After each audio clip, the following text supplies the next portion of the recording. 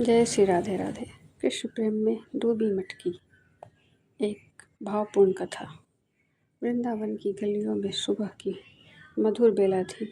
चारों ओर गायों की घंटियों की ध्वनि गूंज रही थी। यमुना किनारे से आती ठंडी हवा वातावरण को और भी पवित्र बना रही थी।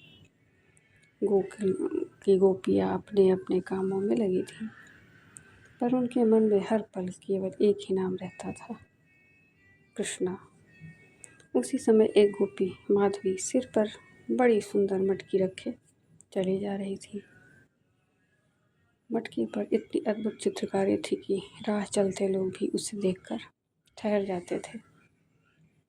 तभी उसकी सखी मधुमालती ने उसे देखा और मुस्कुराते हुए बोली, अरे माधवी, ये मटकी तो बड़ी सुंदर है। इसकी चित्रकारी तो मानो किसी कलाकार ने प्रेम से बनाई हो। जरा मुझे भी दिखा तो। माधवी ने धीरे से मटकी सिर से उतारी और उदास स्वर में बोली, देख ले सखी, जी भर कर देख ले।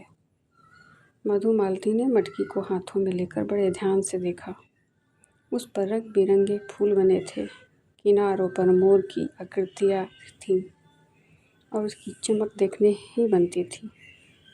और प्रसन्न होकर बोली, अरे ऐसी मटकी तो पूरे गोकुल में नहीं है हुई। इसके दाम क्या है? मुझे भी ऐसी मटकी चाहिए। माधवी ने गहरी सांस ली और बोली, दाम जानकर क्या करोगी? सखी, यदि तुझे इतनी ही पसंद है तो तू ही ले जा इसे। मधुमालती आश्चर्य में पड़ गई। क्या बात है माधवी, इतनी सुंदर मटकी पाकर भी तो प्रसन्न नहीं दिखती। माधवी की आंखें भर आईं। उसने मटकी की ओर देखते हुए कहा, ये मटकी सुंदर जरूर है, पर मेरे लिए दुर्भाग्यशाली है।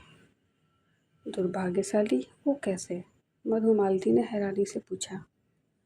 माधवी भावुक होकर बोली, सखी, इस मटकी को अभी तक कृष्णा का स्पर्श नहीं मिला।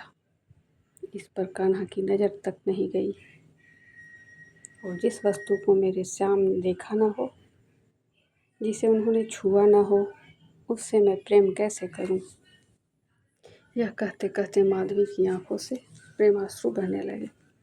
मधुमालती स्तब्ध रह गई। उसे समझ नहीं आ गया कि गोपियों का प्रेम संसार में किसी भी प्रेम से अलग था। उनके लिए वस्तु की सुंदरता नहीं, बल्कि उस पर श्री कृष्ण की कृपा और स्पर्श ही सबसे बड़ा सौभाग्य था।